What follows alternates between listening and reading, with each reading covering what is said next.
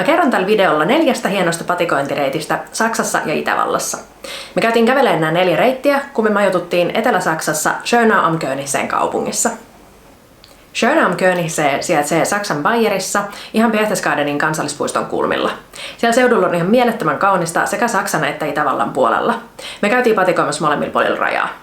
Nämä videon kaikki 4 reittiä on semmosia muutaman tunnin mittaisia, joten ne sopii hyvin päiväpatikointiin. Meidän kävelemät reitit näkyy tässä kartalla, eli niistä 2 oli Saksan puolella ja 2 oli Itävallan puolella. Lähdetään katsomaan, miltä noilla reiteillä näyttää. Ensimmäinen meidän kävelemä reitti oli Almbachglammin solareitti Saksan puolella.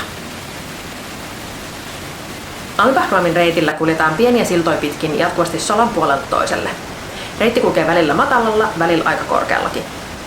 Siellä reitillä ei ole joka kohdassa kaiteita, vaikka oltaisiin korkeallakin. Reitiltä löytyy yksi 166 senttiä korkea lyhyt tunneli ja lisäksi matkalla on 100 metriä korkea Sulzerin vesiputous.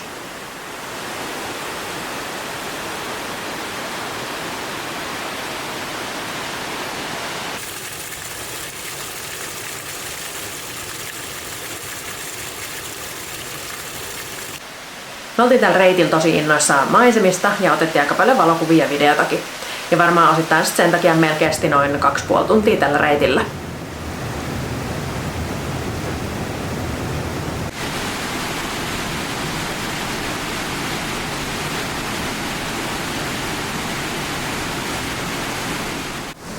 Me tehtiin niin, että me käveltiin tätä solareittiä sillalle 17 asti ja sen jälkeen käännyttiin takaisin ja tultiin samaan reittiin alkupisteeseen.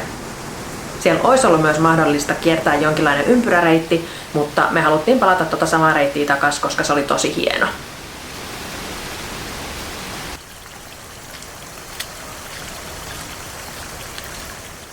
Mä tykkäsin tällä Almbachglammin reitillä erityisesti siitä, että se tosiaan kulki sen solan puolelta toiselle jatkuvasti. Se vesi oli tosi kirkasta ja hienon näköistä. Ja sitten siellä oli myös aika monessa kohtaa mahdollisuus päästä siihen joen rantaan käymään. Ja siellä olikin ihmisiä piknikillä. Me huomattiin tämän ekan reitin kohdalla, että kansi olla ajoissa liikkeellä, etenkin jos tarvitsee pysäköidä auto. Me saatiin autoparkkiin 10 aikaa aamulla vielä ihan ok, mutta pois lähtiessä missään ei ollut yhtään tyhjää parkkipaikkaa.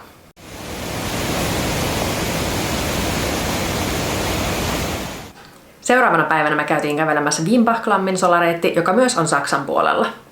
Parkkipaikka oli siellä täynnä jo 10 aikaa aamulla, mutta saatiin onneksi autoparkkiin pari kilsan päähän toiselle parkkikselle ja käveltiin sitten sieltä sinne solareitin alkuun.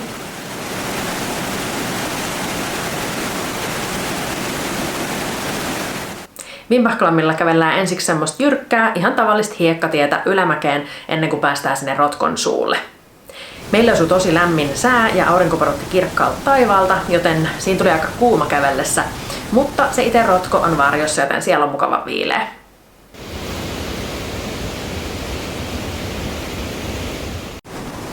Rotkoon tarvitsee pääsylipun ja se on käytännössä semmoinen poletti, joka saa ostettua siitä matkalta automaatista.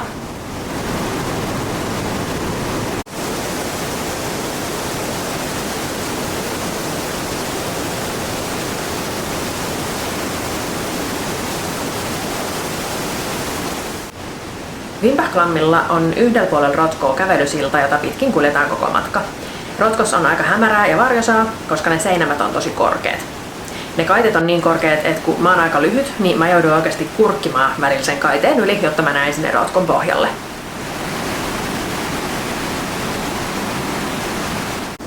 Tätä rotkoreittiä ei kävellä edestakaisin, vaan toisesta päästä mennään portista ulos ja kävellään tavallista hiekkatietä takas parkkipaikalle.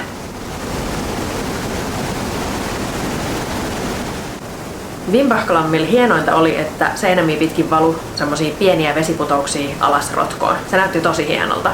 Mulle tuli oikeasti vahvasti mieleen Uuden-Seelannin Eteläsaaren maisemat, missä me myös on käyty patikoimassa joskus. Tosi hieno paikka.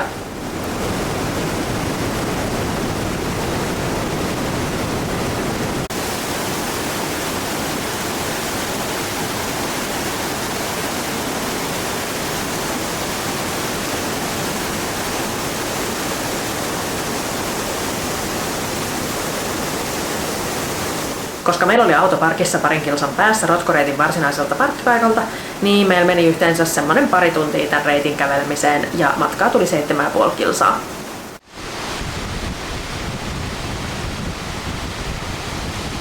Kolmas reitti, joka me käytiin kävelemässä tällä seudulla, oli Kollingin vesiputous Itävallan puolella.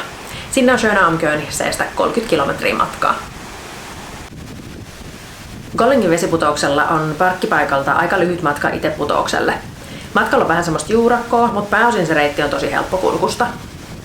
Näytti siltä, että aika moni kävi Kollingin putoukselle ihan vaan katsomassa sitä vesiputousta siitä edustalta ja lähti sitten pois. Putouksella on kuitenkin patikointireitti, joka nousee putouksen yläjuoksulle, ja siellä on myös näköalapaikka. Me haluttiin tietty nähdä, miltä siellä ylhäällä näyttää, joten lähdettiin kävelemään tätä reittiä pitkin. Meillä meni tällä reitillä noin 1,5 tuntia.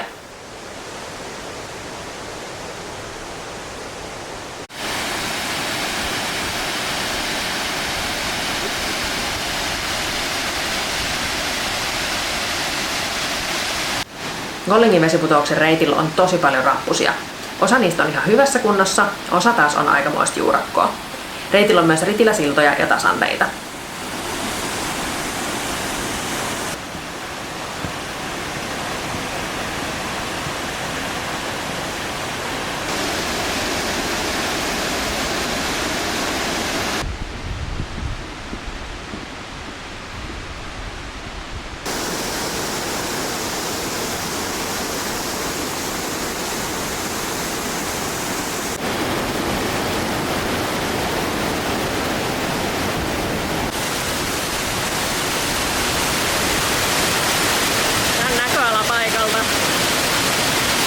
Ei ehkä korkean paikan kammosen mesta.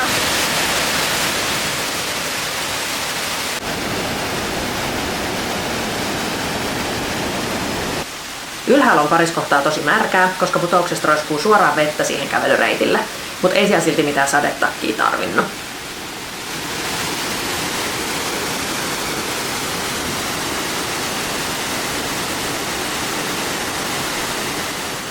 Kollingin vesiputous oli tosi hieno paikka ja mun mielestä kannatti ihan ehdottomasti kävellä sinne ylös asti.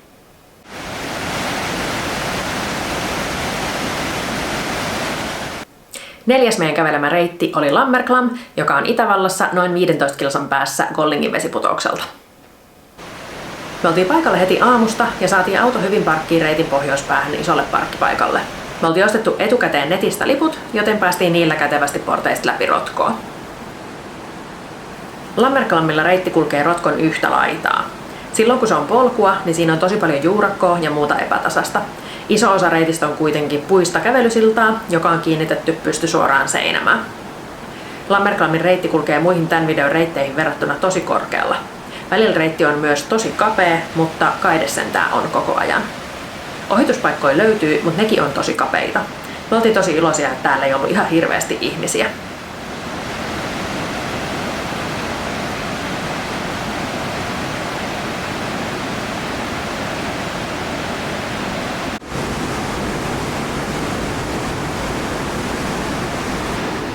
Reitin loppupäässä on ainoa kohta, missä mennään Rotkon puolelta toiselle. Se on korkealla kulkeva ritiläsilta. Mä en erityisesti pidä korkeista paikoista, joten tää ritiläsilta oli aika kuumottava.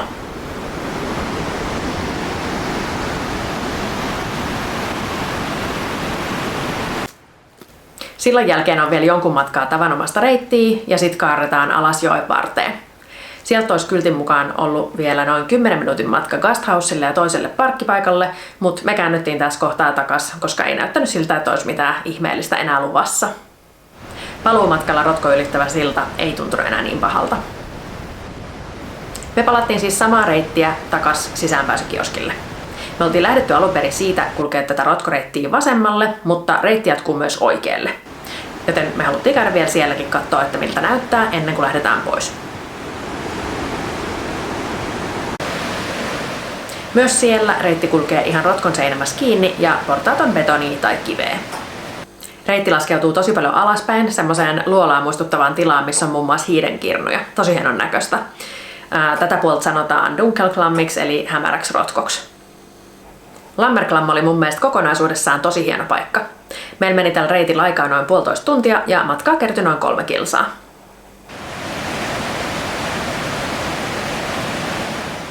Semmosia maisemia. Mun mielestä nämä kaikki reitit oli tosi upeita. Mä mietin etukäteen, että onko tällaiset rotkoreitit vähän liian samankaltaisia keskenään, että onko niitä nyt mitään järkeä käydä kovin montaa kävelemässä. Kuitenkin 2 ekan reitin jälkeen oli ihan selvää, että ne on aika erilaisia ja kaikki omanlaisiaan kokemuksia. Upeita paikkoja!